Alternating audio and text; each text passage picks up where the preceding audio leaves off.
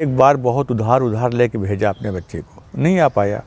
फिर दोबारा हमारी हिम्मत नहीं कि हम 1.25 लाख 1.5 लाख रुपया सिर्फ 3 महीने की कोचिंग के लिए जमा करें। जिस तरह का आप सोशल मीडिया से लोगों के दिमाग पे एक इमेज जा रही है कि बहुत मुस्लिम्स जो होते हैं बहुत एविल कैरेक्टर होते हैं, बहुत बुरी चीज़ होती है जहाँ भी रहेंगे। और ये चीज़ सिर्फ अनएजुकेटेड तक नहीं लिमिटेड है, ये पढ़े लिखे भी लोगों तक ही है। जो छोटी सी दुकान खोलता है, जो खेतों में काम करता है, जो मजदूरी करता है, जो ऑटो चलाता है, वो कैसे अपना पेट पालेगा या अपने बच्चों की पढ़ाई का ख्वाब देखेगा।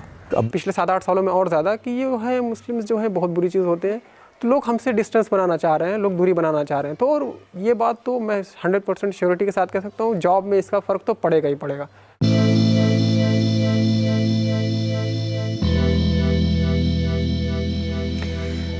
भारत में मुस्लिम समुदाय के बीच साक्षरता की दर सबसे कम है।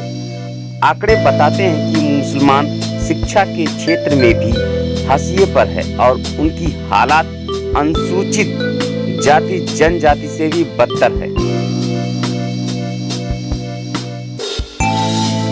सरकारी नौकरियों और प्रतियोगी परीक्षाओं में भी मुसलमानों की भागीदारी कम है और स्कूलों में ड्रॉप आउट रेट ज़्यादा है।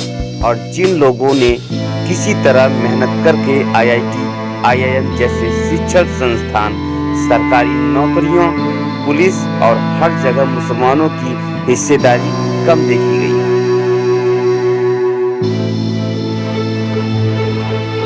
बहुत से मुसलमानों को लगता है कि उनके साथ भेदभाव हो रहा है, तो कुछ को लगता है कि उनके लिए सरकारी नौकरियां नहीं हैं। तो सुनिए उत्तर प्रदेश आजमगढ़ के प्रोफेसर उमेर सिद्दीकी और अहमद वकार की जबानी। मैं उमेर सिद्दीक, बड़ी वजह हम अपनी बात कह सकते हैं। हमारी तनख्वाह ऐसी नहीं जो हम आपको बता सकें इस एकेडमी में 45 साल के बाद। तो जबकि हमको तनख्वाह मिल रही है, तो हम ये चाहें कि हमारा बच्चा जो है वो कोटा में जाके या आकाश में जाके वो नीट के लिए कोचिंग कर ले। हमने एक बार बहुत उधार लेके भेजा अपने बच्चे को, नहीं आ पाया। फिर दोबारा हमारी हिम्मत नहीं कि हम 1.25 लाख 1.5 लाख रुपया सिर्फ 3 महीने की कोचिंग के लिए जमा करें। जब हमारा यह हाल है तो हमारा आम भाई जो है, जो ठेला लगाता है, जो छोटी सी दुकान खोलता है, जो खेतों में काम करता है, जो मजदूरी करता है, जो ऑटो चलाता है, वो कैसे अपना पेट पालेगा या अपने बच्चों की पढ़ाई का ख्वाब देखेगा। तो अब्दुल कलाम के वो जुमले बड़े अच्छे लगते हैं कि ख्वाब देखो, उनको उड़ान हासिल करो। लेकिन ख्वाब देखने के लिए आंखें होनी चाहिए ना, नींद भी होनी चाहिए।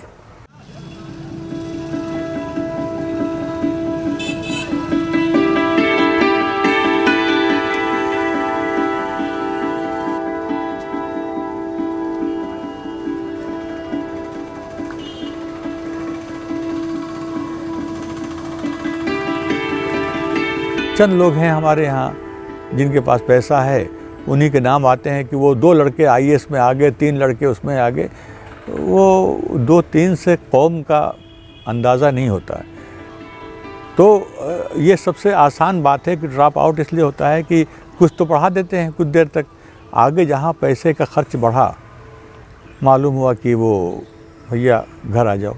एक अच्छे सपने को लेके उन्होंने तालीम शुरू की थी, उनके बापों ने, वालिदैन ने उनके खेत बेचे, ज़मीन बेची, उधार लिया, सब कुछ किया, जेवर बेचा कि लड़का अगर MBA हो जाएगा, BTech हो जाएगा, इंजीनियर हो जाएगा या डॉक्टर हो जाएगा तो घर की हालत बदल जाएगी।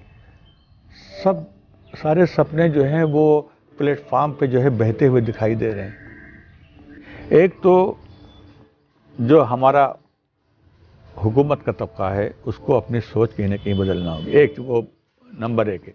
नंबर 2 जो सबसे अहम है वो ये है कि मुसलमानों को भी ये समझना होगा कि तरक्की जो है वो आसानी से नहीं मिलती है।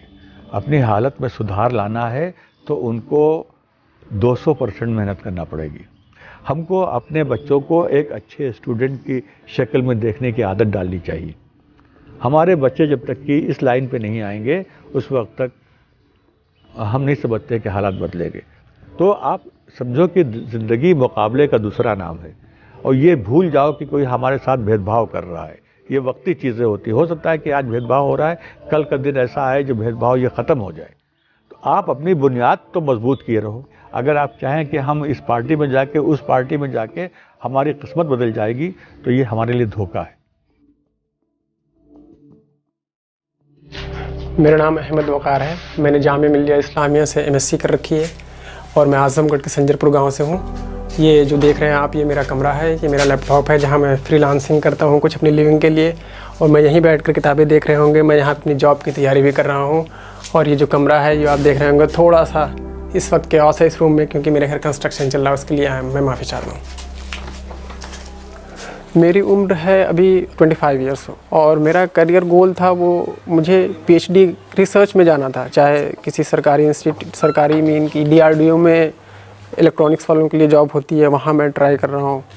नेशनल इन्फॉर्मेटिव सेंटर NIC है, वहाँ मैं जॉब के लिए ट्राई कर रहा हूँ। और फिर या फिर किसी दिल्ली यूनिवर्सिटी या किसी में इलेक्ट्रॉनिक्स में अगर PhD मुझे एडमिशन मिल जाता तो ये मेरी प्रायोरिटीज़ में से है।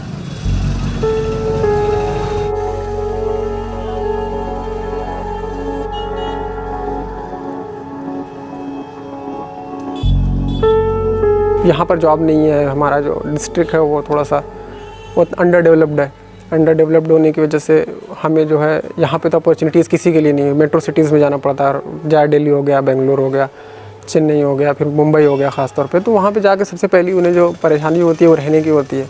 सबसे पहली जो उनकी बैटल होती है वो उन्हें एक अकोमोडेशन चाहिए होता है, उसमें ही बहुत सारे लोग हार जाते हैं। फिर दूसरा स्टेज, इस तरह से कई स्टेज पे फ़िल्टर होते होते हम लोग बहुत लास्ट में जाके बहुत कम बचते हैं। उत्तर प्रदेश या फिर पूरे देश में जो भी हिंदी हार्टलैंड जिसे बोलते हैं, या फिर साउथ में कर्नाटका हो गया, अभी जिस तरह का माहौल चल रहा है, जिस तरह का आप सोशल मीडिया से लोगों के दिमाग पे एक इमेज जा रही है कि बहुत मुस्लिम्स जो होते हैं बहुत एविल कैरेक्टर होते हैं, बहुत बुरी चीज़ होती है जहाँ भी रहेंगे। और ये चीज़ सिर्फ अनएजुकेटेड तक नहीं लिमिटेड है, ये पढ़े लिखे भी लोगों तक ही। आप मेट्रो सिटीज़ में जाइए तो वहाँ भी आपको घर नहीं मिलेगा, तो वो लोग तो पढ़े लिखे, लेकिन फिर भी लोगों के दिमाग में किसी तरह ये बात डाल दी गई है पिछले 7-8 सालों में और ज़्यादा कि ये है मुस्लिम्स जो है बहुत बुरी चीज़ होते हैं। तो लोग हमसे डिस्टेंस बनाना चाह रहे हैं, लोग दूरी बनाना चाह रहे हैं। तो और ये बात तो मैं 100% श्योरिटी के साथ कह सकता हूँ, जॉब में इसका फ़र्क तो पड़ेगा ही पड़ेगा। अब कोई पर्टिकुलर एग्जांपल मैं खुद का नहीं दे पाऊँगा, लेकिन जिस चीज़ को लेकर मैं श्योर हूँ, अगर डेटा एनालिसिस किया जाए तो आपको इस चीज़ का एहसास, इस चीज़ का आपको रिजल्ट मिल जाएगा कि जब हर जगह हो रहा है तो जॉब में क्यों नहीं होगा। यहाँ पे पासपोर्ट लोग इसलिए तैयार रखते हैं क्योंकि लोग होपलेस होते हैं कि मुझे यहाँ पे मेरी लिविंग जो है मुश्किल है, मैं यहाँ पे अपनी जो जीविका है वो नहीं बना पाऊँगा। उन्हें अपने ऊपर कॉन्फिडेंस की कमी है, या फिर उन्हें पता है, चीज़ें दिख रही हैं कि अगर यहाँ ट्राई करेंगे तो हमारे वो जो ईयर्स हैं, जो अच्छे ईयर्स हैं, जो गोल्डन ईयर्स हैं 25 to 40, वो निकल जाएंगे।